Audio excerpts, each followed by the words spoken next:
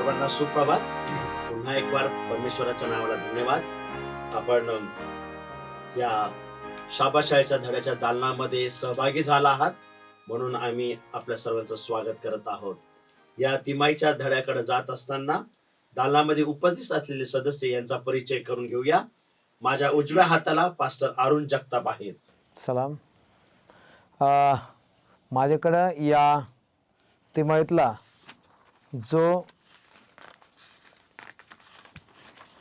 5वा धडा आहे, दैवी प्रीतीचा क्रोध, याचा सोमवारचा भाग माझ्याकडे आहे. त्यानंतर आपल्यामध्ये पास्टर सचिन माने आहेत. धन्यवाद. आणि मंगळवारचा मुद्दा माझ्याजवळ आहे, पवित्र क्रोध. आणि मग त्यानंतर पास्टर किशोर उमाप आपल्यामध्ये आहेत.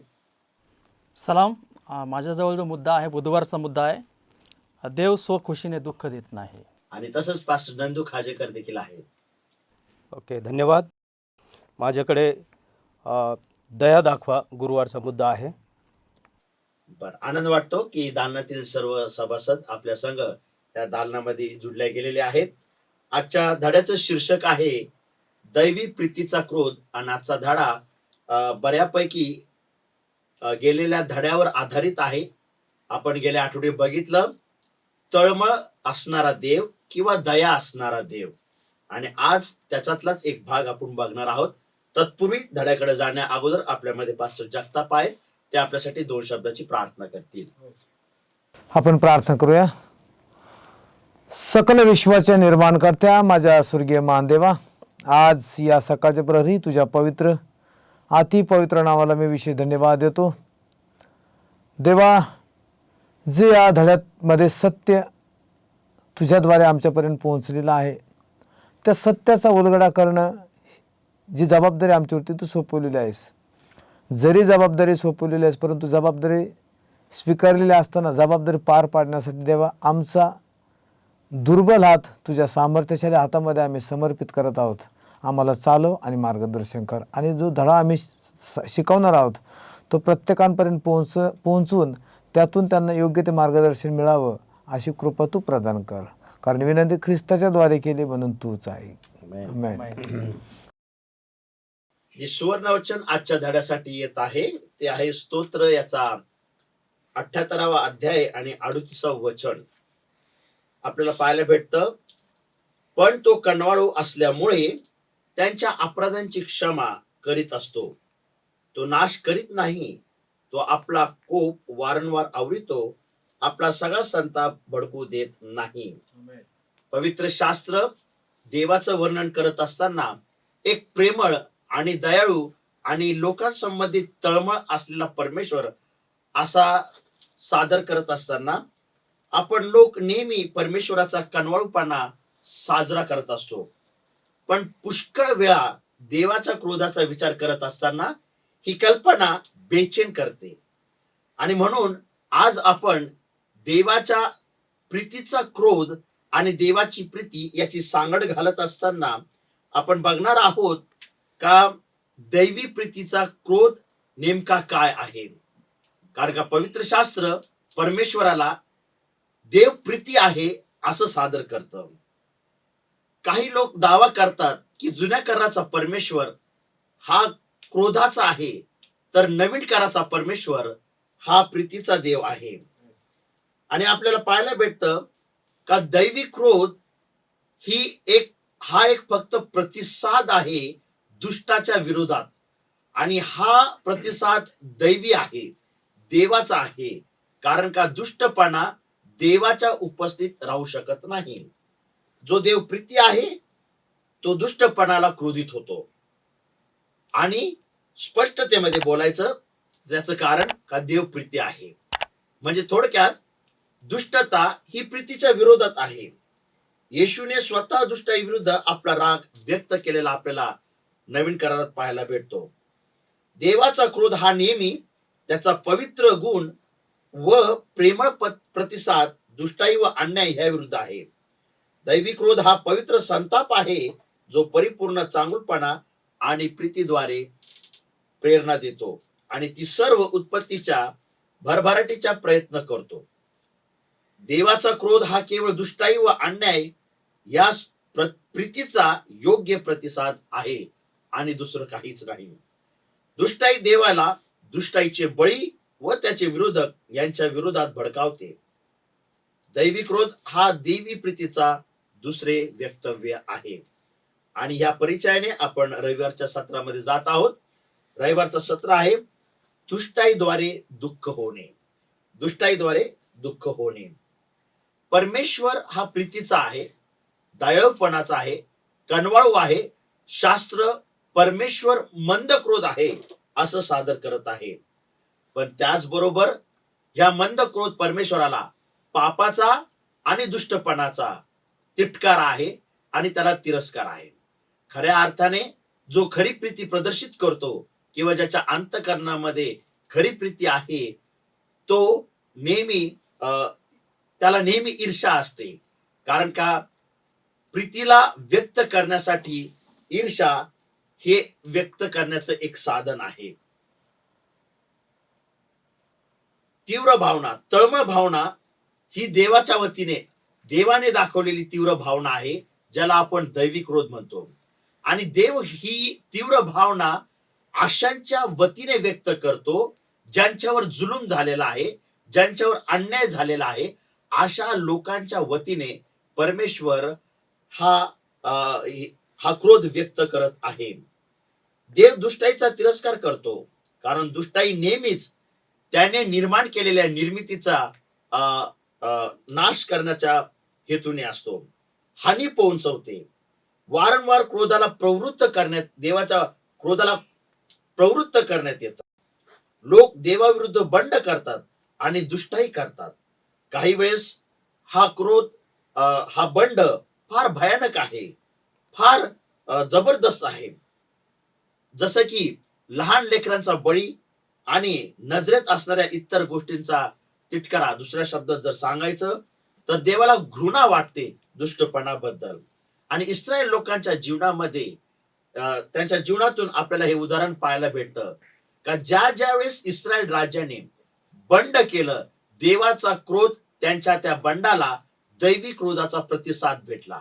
ज्या वेळेस त्यांच्या बंडखोरीमुळं ते दुसऱ्या परराष्ट्रीयांच्या राज्यात बंदिवान म्हणून राहिले, त्यावेळेस त्यांनी आक्रोश केला, पश्चाताप केला आणि त्यांच्या पश्चातापाला अनुसरून देवाने आपल्या क्रोधाला वापस फिरवलेला आहे. आणि इस्रायल राज्य हे उदाहरणासाठी फार उत्तम आहे. बायबल स्तोत्र 78 आपल्याला वेळ असेल तर आपण आपल्या घरी वाचू शकता. परंतु स्तोत्र 78 हे फार सुंदररित्या देवाच्या प्रीतीचं आणि न्यायाला एकत्र गुंफत आहे. दैवी क्रोध हा दुष्टाई विरुद्ध प्रीतीचा योग्य प्रतिसाद आहे, कारण दुष्टाई नेहमी अशा कोणाला तरी दुखावते ज्याच्यावर देवाची प्रीती आहे. माझ्या बंधू आणि भगिनींनो, फार महत्वाचा विषय आहे. जर देव ज्याच्या प्रतिमेत आपण निर्माण करण्यात आलो आहे, तर दुष्ट नेहमी देवाच्या प्रतिमेचा तिटकारा करते, देवाच्या प्रीतीला हाणून पाडते आणि देवाच्या प्रीती विरुद्ध बंड पुकारते. आणि त्याच वेळी देवाच्या लोकांनी पुन्हा त्याला सोडले आहे व विश्वासघात केला आहे. अनेक शतकापासून देवाने आपली दया अपेक्षित कारणांच्या पलीकडे जाऊन सहनशीलतेने सततच करीतच आहे. नहूम अध्याय 9 आणि 7 ते 33 वचनामध्ये परमेश्वराने दाखवलेला दया आम्हाला आढळून येतो. त्याने आपल्या सहनशीलतेची दया आणि कृपेची प्रीती याची आघात खोली प्रदर्शित केलेली आपल्याला पाहायला मिळते.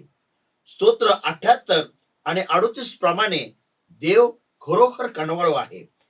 त्याच्या अपराधांची क्षमा करीतो आणि जरी तो क्रोधामध्ये असला तरी आपल्या पापाला अनुसरून तो आपणास शिक्षा करत नाही.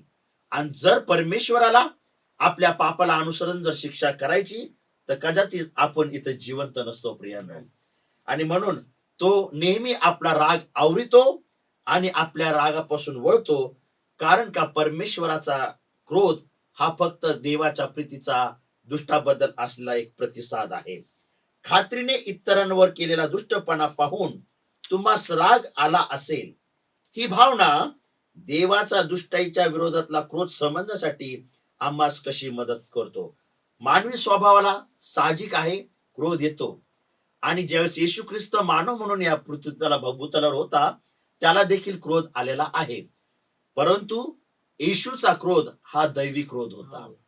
मानवाचा क्रोध हा नेहमी निकृष्टतेचा आणि तिटकाराचा आहे. आणि म्हणून येशूचा दैवी क्रोधातून आपण हे शिकतो का जो दैवी क्रोध आहे हा एक प्रेमळ प्रतिसाद आहे आणि हा एक पवित्र भावना आहे, ज्याच्यातून मनुष्याचं परिवर्तन होण्यास व्यक्त होते. आणि ह्या विचाराने आपण सोमवारच्या सत्राकडे जाऊया. सोमवारचं सत्र पास्टर अरुण जगताप हे चालवतील. आभारी आहे पास्टर सुमित. जो 5वा धडा आहे खूप सुंदर रीतीने तुम्ही मांडलेला आहे आणि मुद्दा तुम्ही एक उपस्थित केला की देवाला क्रोध येतो. बरोबर आहे, देवाला क्रोध येतो, पण क्रोध कशासाठी आहे की आमच्या भल्यासाठी आहे. देवाचा क्रोध, कारण लेखक या ठिकाणी म्हणतात सोमवारच्या धड्यामध्ये की देव दुष्टावर रागवतो. कारण का, तर ती देवाची प्रीती आहे, देवाचं प्रेम आहे आणि देवाची ही इच्छा आहे की आम्हा कोणाचाही नाश होऊ नये. की तुम्ही जर स्तोत्र 103 आणि 13 वचनामध्ये म्हटलेलं आहे की देव कोणाला शासन करतो की ज्याच्यावर त्याचं प्रेम आहे त्यालाच तो शासन करतो. कारण का, की देव इतका दयाळू आणि कृपाळू आहे की पवित्र शास्त्रामध्ये एका संदेष्टाने इतकी काय देवाची अवहेलना केलेली आहे किंवा इतकी खरडपट्टी केलेली आहे की तो म्हणतो देव इतका दयाळू आहे, इतका तिची बरोबरी करू शकत नाही. परंतु प्रियानो, देव जेव्हा आमचं चांगलं आहे आणि दुसऱ्याचं वाईट आम्हाला वाटतं याचं वाईट व्हावं, आणि देवाची इच्छा नाही की त्याचं वाईट व्हावं. देवाची इच्छा आहे की कोणाचाही नाश होऊ नये, तर प्रत्येकालाच सार्वकालिक जीवन मिळावं, हा उद्देश देवाचा आहे. कारण आपण पाहतो योनाला जेव्हा देवाने एक जबाबदारी सोपवलेली आहे, ती जबाबदारी पार पाडण्यासाठी जो गेलेला आहे, देवाला निनवेचं पश्चाताप करायचं नाही, तर देवाची इच्छा आहे की ह्याने पश्चाताप करावा योनाने. कारण एलेन जी व्हाईट म्हणतात की पश्चातापाची गरज निनवेला नव्हती, तर पश्चातापाची गरज योनाला होती. आणि जेव्हा योना निनवेकडे न जाता तार्शिशात जात आहे, तेव्हा योना दुसऱ्या चुकीच्या मार्गाने जेव्हा जातो, तर परमेश्वर त्याला कशा संकटात टाकतो. त्याचं कारण एक, त्याला वाटत तो कोप आहे, कोप नव्हता, तर ती प्रीती होती, कारण त्याचं परिवर्तन देवाला करायचं होतं. आणि मग जेव्हा त्याला समजलेलं आहे की आपण जर योनाचा 2 अध्याय 7 वचन जर वाचलं, तर त्याच्यामध्ये योना काय म्हणतो की माझा जीव व्याकुळ झाला. काय जेव्हा संकट त्याच्यावरती आलं, लोकांवरती संकट त्याचे काय परिणाम नाही, पण जेव्हा त्याच्यावरती संकट आलं तेव्हा तो म्हणतो की माझा जीव व्याकुळ झाला, तेव्हा मी परमेश्वराचं स्मरण केलं, माझी प्रार्थना तुझ्या पवित्र मंदिरातून तुझ्यापर्यंत पोहोचली. म्हणजे जेव्हा त्याच्यावरती परिस्थिती ती आली, तर तो देवाला आता याचना करत आहे, देवाचे उपकार मानत आहे, मला वाचलं, माशाच्या पोटातून तो प्रार्थना करत आहे.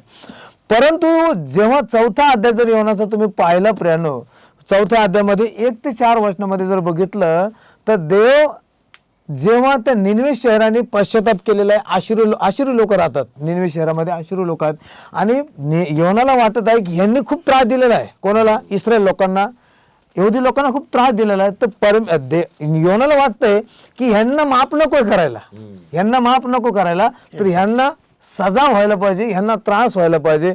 परंतु देवाची इच्छा काय की देव प्रत्येकाचीच काळजी घेतो. देव काय म्हणतो, कमी नीतिमान आणि अनीतिमान दोघांवरती पाऊस पाडतो. देव म्हणतो मी ते दोघांवरती सूर्यप्रकाश पाठवतो.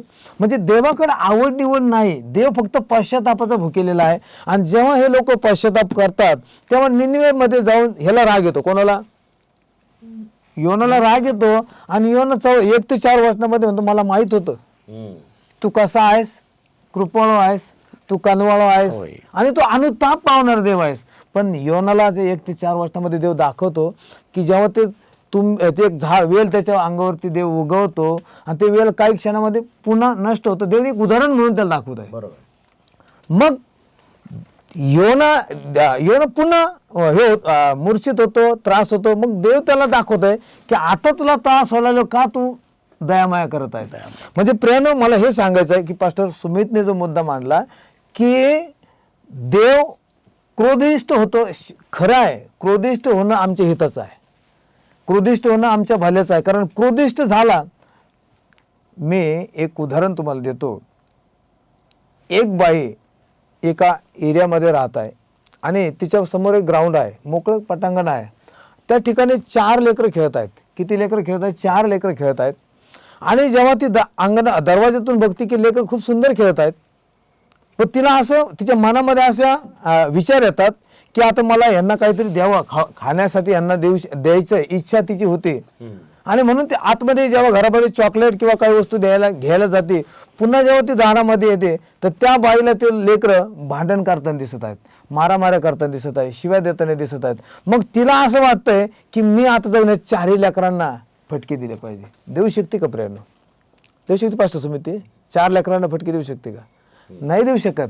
ती फक्त तिच्याच पोराला मारू शकते. तिच्या, कारण का? ते तिचं आहे. परमेश्वर तसाच आहे. परमेश्वर जे त्याचं लेकरू आहे, देव त्यालाच सजा देतो. कारण का? देवाला त्याचं भलं करायचं आहे. आणि म्हणून प्रियानो, योना आमच्यासाठी किती मोठा धडा, सुरक्षित राहण्याची काळजी देव घेतो. आपण 1-2 मुद्दे पाहूया. एक तर ते योनाचे स्वतःचे कठीण हृदय कसं आहे ते देव या ठिकाणी प्रदर्शित करत आहे. देव, मी पहिल्यांदा सांगितलं की पश्चाताप करण्याची गरज निनिवेला नव्हती, एलेन जी व्हाईट म्हणतात, तर कोणाला होती? योनाला होती. म्हणून या ठिकाणी परमेश्वर योनाचं हृदय कसं कठीण आहे हे प्रदर्शित करत आहे. आणि तो या लोकांचा, म्हणजे निनिवेतील लोकांचा, आशुरी लोकांचा तिरस्कार करत आहे, कारण त्यांनी इस्रायल लोकांना त्रास दिलेला आहे. प्रियांनो, दुसरी गोष्ट अशी आहे, दुसरा मुद्दा जो आहे, योनाची प्रतिक्रिया बळकटी देते की देवाची दया आणि कृपा त्याच्या शिलाशी मध्यवर्ती आहे. देवाच्या दयेबरोबर योना किती परिचित होता. मी अगोदरच एक मुद्दा उपस्थित केला होता की देवाला योनाने ओळखलेलंच नव्हतं की देव कसा आहे. देव कसा आहे योनाने ओळखलेलंच नव्हतं. कारण देव हा दयाळू आहे, देव हा कृपाळू आहे. परंतु आपण पहिलाच मुद्दा पाहिला की देव क्रोधिष्ठ आहे किंवा देव ईर्ष्यवान पण आहे, देवाला राग पण येतो. परंतु योनाने फक्त त्याचा राग बघितला, काही क्षणापुरता त्याने त्याच्यावर विचार केलेला आहे प्रियांनो.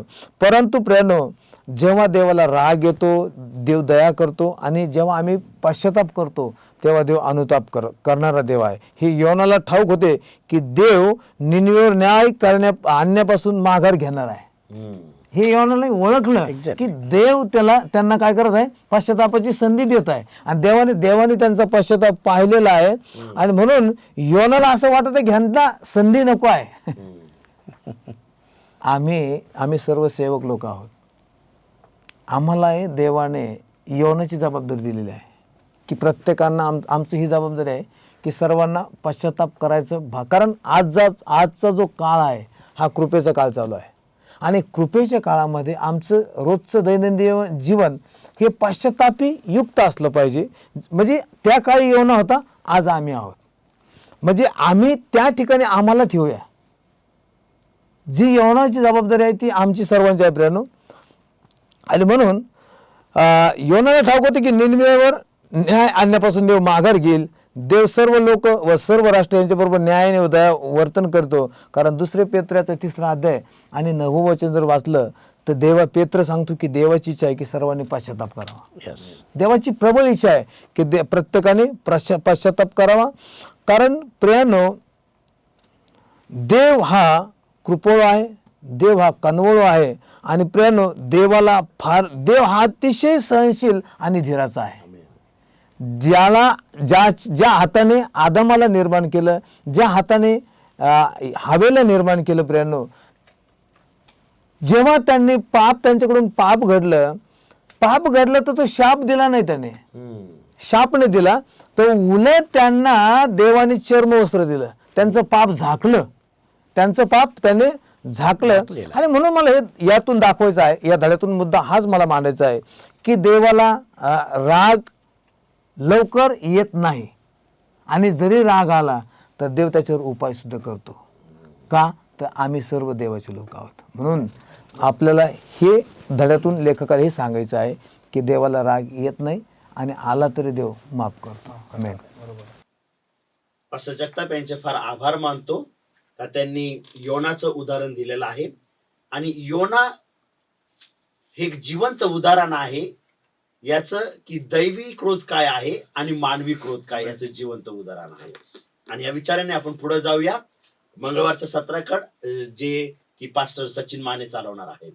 Thank you pastor Sumit. फार सुंदर अशी संधी आज आम्हाला सर्वांना तुम्ही उपलब्ध करून देत आहात. आम्ही तुमचे उपकार मानतो आणि आज या माध्यमातून मंगळवारच्या या मुद्द्यातून या विचारातून आम्ही शिकत आहोत पवित्र क्रोध. पास्टर जगताप आहेत, तुम्ही आहात.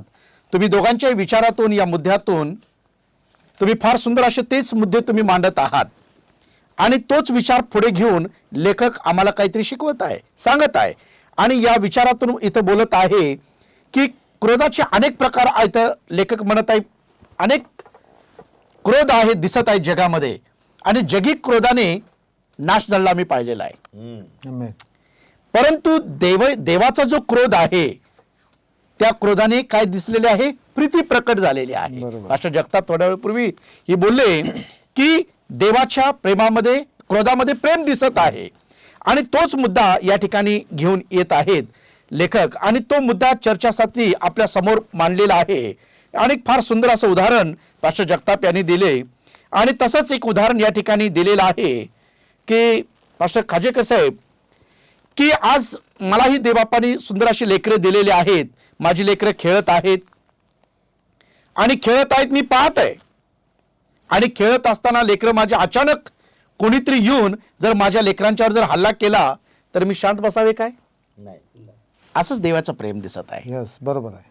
असंच देवाचं काहीतरी प्रेम या ठिकाणी लेखक लिहित आहे आणि सांगत आहे. आणि दैविक क्रोध किंवा पवित्र क्रोध म्हणजे केवळ एक देवी उत्साह आहे. देवाच्या क्रोधामध्ये आम्हाला उत्साह दिसत आहे, देवाच्या क्रोधामध्ये प्रेम आम्हाला दिसत आहे. अजून एक उदाहरण फार सुंदर असं या ठिकाणी दिलेलं आहे की ज्यावेळी येशू ख्रिस्त यहुदी सण जवळच आला होता आणि येशू ख्रिस्त यरुशलेमेला आल्यानंतर त्यांनी एक मंदिर पाहिलं, मंदिरात काय चाललेलं आहे. आणि म्हणून मत्ती याचा 21 अध्याय आणि 12-13 वचनामध्ये इथं दिलेलं आहे की येशू स्वतः म्हणत आहे की तुम्ही माझ्या पित्याच्या घराला लुटारांची गुहा करून टाकलेली आहे. राईट पास्टर खाजेकर साहेब. आणि मग त्या ठिकाणी म्हटलेलं आहे की तुम्ही या माझ्या घरास प्रार्थनेचे मंदिर म्हणतील असं म्हटलंय, पण तुम्ही तर लुटारांची गुहा केलेली आहे. येशू ख्रिस्त पाहत आहे, सर्व गुरेढोरे आहेत, शेरडे मेंढरे तिथं बांधलेले आहेत, कबुतरे तिथं बांधलेले आहेत, सरापांचा टेबल त्या ठिकाणी आहे आणि ते बसलेले येशू ख्रिस्ताला आढळलेले आहेत. आणि मग येशू ख्रिस्त त्या ठिकाणी त्याचा क्रोध प्रकट तिथं दिसत आहे. परंतु आज मी बोलल्याप्रमाणे तो क्रोध नसून एक देवी उत्साह आहे आणि तो उत्साह येशू ख्रिस्ताने प्रकट केलेला आहे. क्रोध येणं हे साहजिक होते कारण त्या ठिकाणी देवाच्या मंदिरात अनेक गोरगरीब आहेत, विधवा आहेत आणि अशा लोकांना त्यांचा गैरफायदा घेताना येशू ख्रिस्ताने पाहिलं. आणि म्हणून या ठिकाणी म्हटलेलं आहे की हे तुम्ही काढून टाका आणि कारण माझ्या पित्याच्या घराला तुम्ही बाजारपेठ करू नका असं या ठिकाणी योहान याचा 2 अध्याय आणि 16व्या वचनामध्ये देखील आम्हाला पाहायला मिळत आहे. आणि ही घृणास्पद गोष्ट येशूने बघितलेली आहे आणि त्याचा तिरस्कार देवाने केलेला आहे. परंतु येशू ख्रिस्ताच्या ह्या गोष्टीमध्ये आम्हाला केवळ पास्टर जगताप तुम्ही बोलल्याप्रमाणे की या ठिकाणी प्रेमच आम्हाला दिसत आहे. अनेक मुद्दा ज्यावेळी आहे येशू ख्रिस्त नगरातून जात असताना अनेक लोक समुदाय गर्दी करत होते. अशा अनेक ठिकाणी आम्ही पाहतो. अनेक उदाहरणात पवित्र शास्त्रामध्ये लिहिलेलं आहे नवीन करारामध्ये की येशू ख्रिस्त ज्यावेळी नगरातून जातात त्या लोकसमुदाय प्रचंड गर्दी आणि विशेष करून लहान लेकरांची गर्दी त्या ठिकाणी प्रचंड झालेली आहे.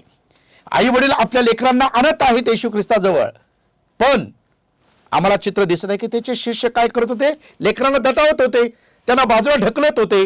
पण येशू ख्रिस्ताने काय केलंय, त्याच्या शिष्यांना धमकावलेला आहे, दटावलेला आहे. आणि तो क्रोध नव्हता तर तो खरोखर एक प्रेमाचं देखील दर्शक आम्हाला पाहत आहे. आणि मग अशा अनेक ठिकाणी पवित्र शास्त्रात देखील नमूद केले येशू ख्रिस्ताने शब्बात दिवशी अनेक चमत्कार केलेले आहेत. पण आज आम्ही पाहतो पुरुष लोक जे आहेत येशूचा दोष काढण्यासाठी ते थांबलेले आहेत. आणि येशू ख्रिस्ताने या शब्बात दिवशी एका व्यक्तीला बरं केलेलं इथं दिसत आहे. होय. आणि बरं करत असताना येशू ख्रिस्ताने देखील त्याच्या अंतःकरणाच्या त्या लोकांच्या जे पाहत आहेत की येशू ख्रिस्त आता काय करणार आहे, टपून बसलेले आहेत, दोष पकडण्यासाठी थांबलेले आहेत. मग येशू ख्रिस्त त्यांच्या हृदयातील कठीणपणामुळे त्याने तो प्रीतीचा राग त्या ठिकाणी प्रकट केलेला आहे. येशू ख्रिस्ताने शब्दात मोडला नाही, तो कसा पाळायचा तो शिकवला, कारण तो शब्दाचा धनी आहे. आणि त्या दुष्टाईच्यामुळे येशू ख्रिस्त बेचैन झालेला आम्हाला दिसत आहे, परंतु तो केवळ एक दैवी उत्साह होता. म्हणून या ठिकाणी फार सुंदर असे मुद्दे आणि विचार या ठिकाणी मांडलेले आहेत. कारण स्वार्थी संतापाला पवित्र क्रोध आणि न्याय देणारं क्रोध प्रेम असं या ठिकाणी संबोधलेलं आहे. म्हणून आज या विचारातून देव आम्हाला हे सांगत आहे की आम्ही देखील रागवावं पण आम्ही पाप करू नये. या विचारातून आज आम्हाला देव लेखक मंडळासमोर मोठा विचार आणि बोध ठेवत आहे. Thank you very much. God bless. आभार पास्टर सचिन माने यांनी सुंदर मुद्दे आपल्या समोर मांडलेले आहेत. मंगळवाराच्या सत्रातून आपल्याला हेच पाहायला मिळतं का अन्याय आणि दुष्टपणा परमेश्वराच्या उपस्थितीत वास करू शकत नाही. आणि याच विचाराने आपण बुधवारच्या सत्राकडे जाऊया आणि आपल्यामध्ये पास्टर किशोर उमाप आहेत, ते आपल्याला बुधवारच्या सत्रामध्ये चालवतात. सुंदर प्रकारे आपण देवाच्या क्रोधाबद्दल आपण शिकत आहोत आणि देवाच्या प्रीतीचा क्रोध याचा आपण अभ्यास करत असताना पास्टरांनी सुंदरशा पवित्र क्रोधाबद्दल आपल्याकडे ते घेऊन गेलेले आहेत. आणि आजच्या बुधवारच्या या मुद्द्यामध्ये आपण विचार करत असताना लेखकाने एक मथळा दिला. त्या मथळाचं नाव आहे देव स्वखुशीने दुःख देत नाही. देव स्वतःच्या खुशीने काय करत नाही, दुःख देत नाही. दुःख देणं हा देवाचा स्वभाव नाही आहे, देव प्रीती आहे. आणि म्हणून देवाची इच्छा नाही की स्वतः त्याने दुःख लोकांना द्यावं. परंतु ज्यावेळेस संपूर्ण बायबलमध्ये आपण पाहतो देव वारंवार आपल्या ज्या भावना आहेत, तीव्र भावना आहेत, त्या कोणासाठी प्रदर्शित करतो. नेमकं मग अशा वेळेस विचार येतो त्या ठिकाणी जे कदाचित जे दुर्बल आहेत, ज्यांच्यावर जुलूम झालेला आहे, त्यांच्यासाठी ते प्रदर्शित केलं जातं. परंतु देवाचा हा जो पवित्र राग आहे हा त्यांच्या विरुद्ध किंवा जे अन्यायाची वागणूक ते देतात त्यांच्या विरुद्ध हा राग त्या ठिकाणी येत असतो. प्रश्न असा येतो की जर दुष्टाई जगामध्ये नसती तर देव क्रोधित झाला असता का? नाही. आणि म्हणजे कदाचित मग असं वाटतं की दुष्टाई या जगामध्ये आहे आणि आपल्याला माहीत आहे की पापाच्या परिणामामुळे, आज्ञाभंगामुळे ही दुष्टाई या जगामध्ये आलेली आहे आणि याचा परिणाम त्या ठिकाणी देव क्रोधित झालेला आहे. आपल्याला माहीत आहे की देव जरी क्रोधिष्ट आहे परंतु देव प्रीतीही आहे. आणि म्हणून त्या ठिकाणी देव नेमकं कोणाबद्दल क्रोध निर्माण करतो, कोणाविरुद्ध तो त्या ठिकाणी आहे, तर मला असं वाटतं याच्यामध्ये लिहिलं लेखकाने फार सुंदर प्रकारे सांगितलं, जे त्याच्या उत्पत्तीस हानी पोचवतात. बरोबर आहे, आपण त्याची निर्मिती आहोत पण देवाने आपल्याला चांगल्या प्रकारे निर्मित केलेलं आहे. आणि मग विलापगीत याचा 3रा अध्याय आणि 32 आणि 33 वचनामध्ये फार सुंदर प्रकारे त्या ठिकाणी लिहिलेलं आहे. आणि ते सुंदर वचन आपल्याला आठवण करून देतं की या ठिकाणी लिहिलं, यिर्मया संदेष्टा स्वतः सांगतोय की देव कोणाचंही मुद्दाम काय करत नाही, पीडा करत नाही. तर तो त्या काय करतो त्या ठिकाणी तो आपल्या दयेच्या अनुसरून तो काय करणार आहे, करुणा करणारा परमेश्वर आहे. आणि म्हणून तो स्वतः त्या ठिकाणी दुःख देत नाही. आणि म्हणून या ठिकाणी लेखकाने लिहिलेलं आहे की देव किती काळ त्याच्या लोकांना क्षमा करण्याची संधी देत असतो आणि वारंवार त्यांना पश्चाताप करण्याची संधी देत असतो. पण देव त्यांना पुन्हा त्यांच्याशी समेट कसा घडून आणावा याबद्दल देव विचार करतो पुन्हा पुन्हा. आपल्याला माहीत आहे संदेष्टाच्याद्वारे अनेक लोकांच्याद्वारे देवाने लोकांना बोलावलं आणि त्या ठिकाणी लोकांनी त्यांना त्या ठिकाणी देवाने त्यांना संधी दिलेली आहे. परंतु आपल्याला माहीत आहे या ठिकाणी एक घटना आलेली आहे पवित्र शास्त्रामध्ये. या ठिकाणी यज्रा याच्या पुस्तकामध्ये फार सुंदर प्रकारे ती घटना आलेली आहे. आणि तिथं लिहिलेलं आहे की जे देवाचे लोक होते, जे वाडवडील होते, जे पूर्वज होते, यांनी देवाची आज्ञा मोडली आणि अशा वेळेस त्या ठिकाणी स्वर्गाच्या देवाला त्यांनी संतप्त केलंय. आणि संतप केल्यानंतर पवित्र शास्त्र सांगतं की शेवटी देव म्हणतो की मी त्या माझ्या लोकांना बाबेलचा राजा जो नबुखद्नेसर आहे त्यांच्या हाती देवाने दिलं आणि मंदिराचा नाश विध्वंस करून त्यांना लोकांना बाबेलमध्ये नेलेलं आहे. किती भयंकर ही गोष्ट आहे का नाही? आणि म्हणून आपल्याला या ठिकाणी हा यज्राची जी गोष्ट आहे ती यिर्मया 51 अध्यायामध्ये तुलना करण्यासाठी सांगण्यात आलेली आहे. आणि म्हणून ज्यावेळेस आपण यिर्मयाच्या पुस्तकामध्ये येतो त्या ठिकाणी फार सुंदर प्रकारे लिहिलेलं आहे की यहुदाचा एक राजा होता आणि हा राजा योशियाचा पुत्र यहोयाकीम याच्या दिवसामध्ये एक परमेश्वराचं वचन यिर्मयाला प्राप्त झालं आणि तिथं सांगितलं की जे रेखाबाचं जे घराणं आहे त्याच्याशी भाषण कर. आणि भाषण केल्यानंतर त्या ठिकाणी सांगण्यात आलेलं आहे, परमेश्वराच्या आज्ञेप्रमाणे त्याला सांगण्यात आलेलं आहे. तिथं वचनामध्ये असं लिहिलेलं आहे, 14 वचनामध्ये लिहिलेलं आहे की रेखाबाचा पुत्र योनादाब यांनी आपल्या वंशजांना द्राक्षरस न पिण्याविषयी आज्ञा केली, त्याप्रमाणे त्यांची वागणूक होती आणि त्यांनी ते द्राक्षरसाचं सेवन केलेलं नाही. हे परमेश्वराच्या आज्ञेप्रमाणे होतं. पण पुढे जर आपण वाचत आलो तर त्या ठिकाणी असं म्हटलं की पूर्वजांनी मानलं नाही, पूर्वजांनी ती आज्ञा मोडलेली आहे. आणि मग देव फार क्रोधयुष्ट झाला आणि देव त्या ठिकाणी म्हणतो, मी माझे सेवक, माझे संदेष्टे हे तुमच्याकडे मी पाठवीत आलो तर तुम्ही सुधारणार नाही का? देवाचे लोक सुधारणार नाही का? ते आपली कृती त्या ठिकाणी सुधारणार नाही का? त्यांच्यात परिवर्तन होणार नाही का?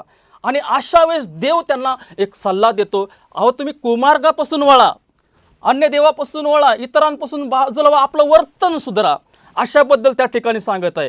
आणि मग त्या ठिकाणी आपल्याला माहीत आहे देवाचे लोकांनी ऐकलेलं नाही आहे. दुसरा इतिहास याचा 36वा अध्याय आणि 16 वचनामध्ये फार स्पष्ट लिहिलं की देवाच्या लोकांनी त्या ठिकाणी देवदूतांची टर उडवलेली आहे, वचनाला तुच्छ मानलेलं आहे आणि संदेष्टे जे होते त्या संदेष्ट्याची निर्वसना केलेली आहे. मग देव थांबणार आहे का? नाही, देव थांबणार नाही. देवाला राग येतो, परंतु कोणाबद्दल? जे देवाच्या जवळचे आहेत, देव त्यांच्या तीव्र भावना, जे दुर्बल आहेत, ज्यांच्यावर जुलूम झालेला आहे, अशा लोकांवर देवाचा राग त्या ठिकाणी भडकलेला आहे. आणि म्हणून यज्रा याचा 5वा अध्यायाप्रमाणे लोकांनी सतत त्या ठिकाणी पश्चाताप केलेला नाही, परंतु देवाच्या क्रोधाला भडकवलेला आहे. आणि शेवटी माघार घेतलेली आहे. आणि शेवटी आपल्याला माहीत आहे देवाचे लोक गुलामगिरीमध्ये गेले आणि बाबेलचा राजा नबुकद्नेस्सराच्या हातामध्ये त्यांना देवाने दिलेला शेवटी पर्याय उरलेला नाही. आणि अशा वेळेस एक मोठा नाश त्या ठिकाणी त्यांच्यावर आलेला आहे. म्हणून पवित्र शास्त्र आपल्याला शेवटी आठवण करून देतं की अनेक न्यायनिवाड्याचे वर्णन घटना देवाने आपल्या पवित्र शास्त्रामध्ये दिलेला आहे. आणि आपल्याला माहिती आहे ज्यावेळेस आपण शास्ते याच्याकडे वळतो त्यावेळेस परमेश्वराने आपल्याला माहिती आहे का अनेक प्रसंगाच्या काळामध्ये अनेक शास्त्रे याच्यामध्ये आले, वारंवार देव त्यांना सूचना देत होता, वारंवार देव त्यांना सांगत होता. अशा वेळेस त्या ठिकाणी त्यांनी ऐकलेलं नाही. आणि म्हणून परमेश्वर जो आहे त्या ठिकाणी जे अशा लोकांबद्दल तर त्या ठिकाणी हे एक निर्णय घेत आहे. शेवटी ज्यांनी देवाला सोडलं, राष्ट्रांनी इतर देवतांची सेवा केली आणि शेवटी देवाचा क्रोध त्यांच्यावर उलटलेला आहे. प्रियांनो, आणि म्हणून या विश्वाच्या अंतिम टप्प्यामध्ये देवाची आपल्या कल्याणासाठी इच्छा आहे. त्यासाठी देव म्हणतो स्वतःचं पाप, बंडखोरी, दुष्टाई हे बरेचसे प्रश्न आपल्या याच्यामध्ये आहेत. आणि अशा काळामध्ये जर आपण या गोष्टी जर देवाच्या समोर वारंवार येत राहतील तर निश्चित त्या ठिकाणी देव थांबणार नाही. देवाच्या ज्या तीव्र भावना आहे, देवाचा जो क्रोध आहे तो निश्चित त्या ठिकाणी झाल्याशिवाय राहणार नाही. आणि म्हणून देव जरी आपण चर्चा करत आहोत, देवबंध क्रोध आहे, देव प्रीती आहे, देवाचा पवित्र क्रोध आहे, परंतु देवाचा जो क्रोध आहे त्या ठिकाणी तो त्याच्या नियमाविरुद्ध वागणाऱ्याच्या विरुद्ध आहे, जे त्या ठिकाणी देवाच्या उत्पत्तीला हानी पोचतात त्यांच्या विरुद्ध आहे. आणि म्हणून देवाचा स्वभाव हा नाही की त्याने स्वतः दुःख द्यावं, उलट निर्मिती त्याचं ऐकत नाही, लोक त्याचे निर्णय पाळत नाहीत, त्याच्या आज्ञाच्या भंग ते करतात. आणि अशा वेळेस त्या ठिकाणी हे उदाहरणं पवित्र शास्त्रामध्ये आणि यहुदी लोकांचं तेच झालं. यहुदी लोकांवर तो न्यायनिवाडा तोच आला की त्यांनी त्या ठिकाणी देवाचं ऐकलं नाही आणि शेवटी बाबेलच्या गुलामगिरीमध्ये ते गेलेले आहेत. आणि म्हणून देव स्वतः स्वखुशीने तो दुःख देणारा देव नाही, तर तो आज्ञा मोडणं, आज्ञाभंगपणा करणं, त्याच्याद्वारे हा न्याय त्या ठिकाणी येत आहे. फार सुंदर मुद्दा आपण मांडलेला पास्टर किशोर, का खरोखर देव स्वखुशीने कोणाला दुःख देत नाही. तर ह्यातून तुमच्या स्पष्टीकरणामधून हे सिद्ध होत आहे का देवाच्या प्रीतीचा क्रोध मानवाच्या परिवर्तनास कारणीभूत आहे. बरोबर. आणि तो दैवी क्रोध मानवाला परिवर्तित करतो आणि सत्याच्या नीतिमत्वाच्या मार्गावर घेऊन येतो. फार सुंदर. आणि हेच पुढचा धडा आपला चालू राहण्यासाठी जो गुरुवारचा भाग आहे, दया दाखवा, तो आपल्यामध्ये पास्टर नंदू खाजेकर आहेत, ते घेतील. धन्यवाद पास्टर सुमित. या माथळ्याकडे जात असताना खूप सुंदर असा अनुभव आपण बुधवारच्या भागामध्ये घेतलेला आहे. पास्टर किशोर यांनी सुंदर प्रकारे त्याचं स्पष्टीकरण केलेलं आहे. आणि त्याच मुद्द्याला लागून या ठिकाणी जो मथळा आहे, दया दाखवा, दया दाखवा. कारण पवित्र शास्त्र सांगत आहे, जो दया करतो त्याच्यावर दया केली जाईल. आणि म्हणून इथं लेखकाने फार सुंदर प्रकारे स्पष्टीकरण केलेलं आहे. दैवी क्रोध ही भयंकर गोष्ट आहे. देवाचा क्रोध जो आहे तो दैवी क्रोध ही भयंकर गोष्ट आहे. ती कोणत्याही प्रकारे अनैतिक किंवा प्रेम न करणारी नाही. जिथे कुठे अन्याय आहे, जिथे कुठे देवाच्या आज्ञा मोडणं असं पाप आहे, त्या ठिकाणी देवाचा दैवी क्रोध हा भडकतो. आणि म्हणून या बाबतीत देवाला प्रीतीची आवश्यकता आहे. देवाला प्रीतीची आवश्यकता आहे, क्रोधाची नाही. जेथे कुठे दुष्टाई किंवा अन्याय नाही तेथे क्रोधही नाही. जर या जगामध्ये पाप आलं नसतं, मनुष्याने पाप केलं नसतं, तर देवाचा क्रोधाचा अनुभव आपला कुणालाच नसता. आणि म्हणून जरी तो क्रोधाचा अनुभव आपण घेत आहोत, पण तो दैविक क्रोध आहे. तो दैविक क्रोध आहे आणि तो क्रोध आपल्या कल्याणासाठी आहे, जसं की पास्टर जगताप यांनी सांगितलं. आणि म्हणून देव त्याचा क्रोध हा सर्व काळ राहू देत नाही, तर मनुष्याने पश्चाताप करावा यासाठी तो वाट पाहत असतो. आणि म्हणून पुढे असं म्हटलेलं आहे की पवित्र शास्त्राप्रमाणे देवाला न्यायनिवाडा करण्याचा अधिकार आहे. देवाला न्यायनिवाडा करण्याचा अधिकार आहे. आणि जेव्हा तो करतो तेव्हा तो नेहमीच अतिशय पूर्ण न्याय करतो. देव ज्यावेळेस न्याय करतो त्यावेळेस तो अतिशय पूर्णपणे न्याय करतो. दोन्ही जुना आणि नवा करार संपूर्ण देवाच्या विषयी सुडासाठी आरक्षित आहे. ज्याप्रमाणे पौल सांगत आहे रोमकारास पत्र याचा 12वा अध्याय आणि 19 वचनामध्ये, तो लिहितो की प्रिय बंधूंनो, सूड उगवू नका, तर देवाच्या क्रोधाला वाट द्या, कारण सूड घेणे मजकडे आहे, मी फेड करेल असे परमेश्वर म्हणतो. देवाचा जो दैवी क्रोध आहे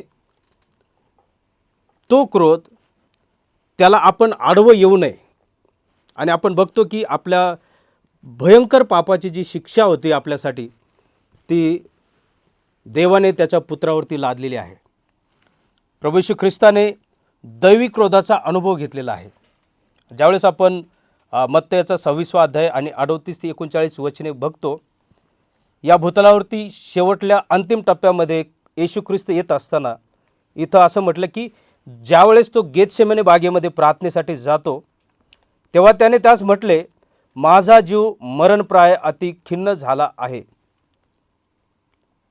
मग पुढं म्हटलेलं आहे, तुम्ही येथे थांबा व माझ्याबरोबर जागे राहा. त्याच्याबरोबर जे शिष्य होते त्यांना सांगितलं की तुम्ही माझ्याबरोबर जागे राहा. तो जातो आणि 3दा तो प्रार्थना करतो. आणि त्याची प्रार्थना आपल्या सर्वांना ठाऊक आहे. त्याची प्रार्थना काय आहे? देवा, शक्य असेल तर पिता, हा प्याला माझ्यापासून दूर कर किंवा टळले जाऊ दे. त्या प्याल्यामध्ये काय होतं? त्या प्याल्यामध्ये सर्व प्रकारची अनिती, सर्व प्रकारच्या मनुष्याची दुष्टाई, सर्व प्रकारचं पाप त्या प्याल्यामध्ये होते. आणि तो देवाचा दैवी प्रीतीचा क्रोध होता, जो तुमच्या आणि माझ्यासाठी होता. परंतु ख्रिस्ताने, देवाच्या पुत्राने, तो क्रोध त्याने काय केलेला आहे? आपल्यावरती, स्वतःवरती घेतलेला आहे. आणि म्हणून त्या क्रोधाचा अनुभव त्याने घेतलेला आहे. पुढं असं म्हटलेलं आहे, त्याचवेळी देव शेवटी अन्याय व दुष्टाई या विरोधात न्यायनिवाडा आणेल. देव शेवटी काय करणार आहे? अन्याय व दुष्टाई या विरोधात काय आणेल? न्यायनिवाडा आणेल. जे त्याच्यावर विश्वास ठेवतात त्यांच्यासाठी ख्रिस्ताने मार्ग बनविला आहे. होय, तो येशूच आहे जो आपणास देवाच्या क्रोधापासून सोडवितो. देवाचा क्रोध फार भयंकर आहे. आणि त्या क्रोधापासून सोडवण्यासाठी जगामध्ये अशी कुठलीच गोष्ट नाही की देवाच्या क्रोधापासून आपण वाचू शकतो. ती एकच गोष्ट आहे, ती म्हणजेच देवाचा एकुलता एक पुत्र, जो तुमच्या आणि माझ्यासाठी मध्यस्थी करत आहे, ज्याने तो क्रोध स्वतःवरती घेतलेला आहे आणि आपल्या सर्वांना स्वर्गाचा मार्ग मोकळा केलेला आहे. आणि म्हणून हा धडा आपण शिकत असताना इथं पहिले थेसलिकरास पत्र याचा 5वा अध्याय आणि 9वं वचन इथं फार सुंदर प्रकारे लिहिलं आहे की दैवी क्रोध काढून टाकण्यात आला नाही, परंतु ज्या कोणाचा येशूवर विश्वास आहे त्यांची अशा क्रोधापासून सुटका करण्यात येईल, याचे कारण म्हणजे येशू ख्रिस्त. त्या क्रोधापासून सुटका करण्याचं कारण, त्या क्रोधापासून सुटका करणं म्हणजे कोण आहे? प्रभू येशू ख्रिस्त आहे, जो आमचा उद्धारक आहे. आणि म्हणून दया दाखवा हा जो मथळा आहे, ख्रिस्त वधस्तंभावरती आहे, असह्य अशा वेदना तो सहन करत आहे आणि त्याने बघितलं की पृथ्वीवरील सर्व शक्ती एकजूट झालेली आहे आणि ती त्याच्या विरोधात काम करत आहे. आणि तो त्या वधस्तंभावरून काय करत आहे? अशा परिस्थितीमध्ये काय करत आहे? दया दाखवत आहे. आणि म्हणून या मथळ्यामध्ये म्हटलं की दया दाखवा. कधीकधी आपण आपल्या या दैनंदिन जीवनामध्ये वावरत असताना थोड्याशा गोष्टीवरून आपण काय करतो की आपण देवाचे लेकरं आहोत हे विसरून जातो. ज्यावेळेस आपल्यावरती अशा प्रकारच्या गोष्टी येतात, संकट येतात, अन्याय ज्याला सामोरे जावं लागतं, त्यावेळेस आपल्याला राग येतो आणि त्यावेळेस आपण दया दाखवण्याऐवजी दुसरं काहीतरी करतो. परंतु हे उदाहरण आपण समोर ठेवायला हवं की येशू ख्रिस्त त्या परिस्थितीमध्ये असताना तो काय करत आहे? दया दाखवत आहे. आणि म्हणून तसंच या ठिकाणी शुक्रवारचा जो मथळा आहे, थोडक्यात या ठिकाणी देवाची जी दैवी क्रोध आहे, देवाचा जो दैवी क्रोध आहे तो मूर्तीपूजेच्या विरोधात आम्हाला या ठिकाणी दिसून येत आहे. इस्रायल लोकांना परमेश्वराने त्या गुलामगिरीतून सोडवलं. त्या गुलामगिरीतून सोडवलेलं असताना खरा देव याचा परिचय इस्रायल लोकांना झाला. तरीही ते लोक देव किती चांगला आहे त्याचा अनुभव घेऊन देखील देवाला न आवडणाऱ्या गोष्टीला ते सामोरे गेलेले आहेत. सोन्याचं वासूर बनवलेलं आहे, त्याची ते पूजा करायला लागलेले आहेत. आणि हाच तो देव ज्याने आम्हाला मिस्रातून सोडवलं असे ते म्हणू लागलेले आहेत. म्हणून प्रियजनो, देवाचा क्रोध, इथं असं म्हटलं की या पापाला शिक्षा व्हावी हे गरजेचे होते. कोणतं पाप? जे इस्रायल लोकांनी केलं होतं, जी मूर्तीपूजा होती, त्याच्या विरुद्ध देवाचा दैवी क्रोध आपल्याला या ठिकाणी पाहायला मिळत आहे. आणि म्हणून आपण दया दाखवावी. प्रसंग येतात, परंतु जशी ख्रिस्ताने दया दाखवली आहे तशीच आपण दया दाखवणं देखील गरजेचं आहे. देवबाप आपल्या सर्वांना आशीर्वाद देव. फार सुंदर पास्टर खाजेकर आपण मुद्दा मांडलेला आहे. दैवी क्रोधाचा शेवट, दैवी प्रीतीचा क्रोध काय आहे याचा शेवट उत्तमरित्या केलेला आहे. आणि जर आपण सर्वांनी जर निवास मंडपाचा जर अभ्यास केला असेल तर आपल्या लक्षात येईल का कोश आहे आणि कोशाच्या मध्ये 10 आज्ञा आहेत आणि त्या 10 आज्ञेच्या आणि देवाच्या मध्ये दयासन आहे. आणि तो सगळा अर्थ आहे ज्यावेळेस आपण कोशाचा अभ्यास करतो. फार सुंदर आपले चांगले मुद्दे आपण योगदान केलेले आहेत आजच्या धड्याबद्दल. फार सुंदर. आपण निष्कर्ष करूया. साध्या शब्दात एक वाक्यात जर माझ्या सत्राचं सांगायचं तर देवाचा क्रोध हा देवाच्या प्रीतीचा प्रतिसादाचा वक्तव्य आहे. जो सोमवारचा पाठ आहे आणि जो त्याचं शीर्षक आहे, देवाला लवकर राग येत नाही. देवाला राग येत नाही कारण का? देवाचे आमच्यावरती प्रीती आहे आणि देवाच्या जर आमच्यावरती प्रीती आहे तरच आम्हावरती देवाचा राग येतो. प्रेरणा फार सुंदर असा मुद्दा सर्वांनी मांडलेला आहे. फार सुंदर pastor Khajekar, pastor Sumit, pastor Umap यांनी फार सुंदर असे विचार आपले मनोगत इथे केलेले आहेत. आणि ज्यावेळी या डिस्कशनमध्ये आम्ही पाहत आहोत की ज्यावेळी एक मुद्दा यामध्ये मी मांडलेला होता की ज्यावेळी शिष्याने लेकरांना दटावलं आणि त्यामध्ये येशूचा क्रोध दिसत आहे, परंतु त्याच्या पाठीमागे होतं की लेकरांना देवाचा आशीर्वाद मिळावा. आणि म्हणून पवित्र शास्त्र काय सांगतं की येशू ख्रिस्ताने त्या लेकरांना जवळ घेतलं, त्यांना कवटाळलं, त्यांच्यावर हात ठेवला आणि त्यांना आशीर्वाद दिला. त्याच्या क्रोधा पाठीमागचा उद्देश हाच आहे, हे आम्हास आशीर्वाद मिळावा. परंतु आज शुक्रवारच्या मुद्द्यामध्ये फार या ठिकाणी विशेष एजी वाईट लिखाणामध्ये लिहित आहेत की न्यायनिवाडा टाळणे गरजेचे होते. पुष्कळांचे तारण करण्यासाठी त्याने थोडक्यास शिक्षा द्यावास हवी. कारण देवाच्या शिक्षेमध्ये किंवा क्रोधामध्ये जरी आम्हाला क्षणिक वाटत आहे, परंतु त्यामध्ये काय आहे? जीवन आहे. आणि खरंच आज या सुंदर अशा विचारातून आज आम्हाला परमेश्वर देवबापाने अधिक देवाचं प्रेम प्रकट केलेलं आहे. आम्ही देवाला धन्यवाद देऊया. Thank you sir. आणि मला तर असं वाटतं या ठिकाणी की देव खरोखर स्वतः त्याच्या इच्छेने दुःख देत नाही, परंतु या ठिकाणी लिहिलेलं आहे की देवाचा क्रोध नेहमी अशा विरुद्ध भटकत राहील की जे खरोखर त्या ठिकाणी अन्यायाची वागणूक देतील, जुलूम करतील किंवा देवाच्या नियमाच्या बाहेर जातील. आणि अशा वेळेस त्या ठिकाणी हे लोक ज्यावेळेस त्याच्या उत्पत्तीला हानी पोचवण्याचा प्रयत्न करतील, तर वेळोवेळी त्या ठिकाणी देवाचा जो राग आहे त्यांच्यावर येणार आहे. परंतु देवाची इच्छा नाही की स्वतःहून त्याने इतरांना दुःख द्यावं. जसं येशू ख्रिस्ताने म्हटलेलं आहे की जसा तुमचा स्वर्गीय पिता दयाळू आहे तसेच तुम्ही देखील दयाळू असा. आणि म्हणून हा जो मुद्दा आहे, दया दाखवा. कुठल्याही परिस्थितीमध्ये आम्हाला केवळ आणि केवळ दया दाखवायची आहे, कारण दयेच्या द्वारेच आपलं तारण आहे, कृपेच्या द्वारे तारण आहे. परंतु दया दाखवणं हे ख्रिस्ती मनुष्याचं आद्य कर्तव्य आहे. आणि जर आपण दया दाखवत आहोत तर निश्चितच आपण देवाचे मुले असं आपल्याला नाव मिळणार आहे. फार सुंदर. प्रियजन हो, जर आपल्याला हा व्हिडिओ आवडला असेल तर आपण लाईक करूया आणि आमच्या चॅनलला सबस्क्राईब करूया. आणि असेच व्हिडिओ जर आपल्याला पाहायला आवडतील तर आमच्या बेल आयकॉनला क्लिक करा. आणि काही प्रार्थना विनंती असेल तर कॉमेंटमध्ये लिहा. आणि अधिक संपर्कासाठी आम्हाला तुम्ही लिहू शकता. आमचा ईमेल आय डी आहे digitalwiu@gmail.com. आम्ही आपले आभार मानतो आजच्या ह्या सत्राला तुम्ही जुळला गेलेला आहात. परमेश्वर बाप आपल्याला आशीर्वादित करो. आजच्या ह्या सत्राचा शेवट करण्यासाठी आपण प्रार्थना करूया.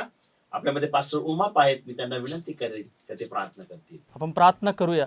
स्वर्गीय पिता, आम्ही तुला धन्यवाद देतो. आम्ही तुझ्या पवित्र चरणाजवळ येतो बापा.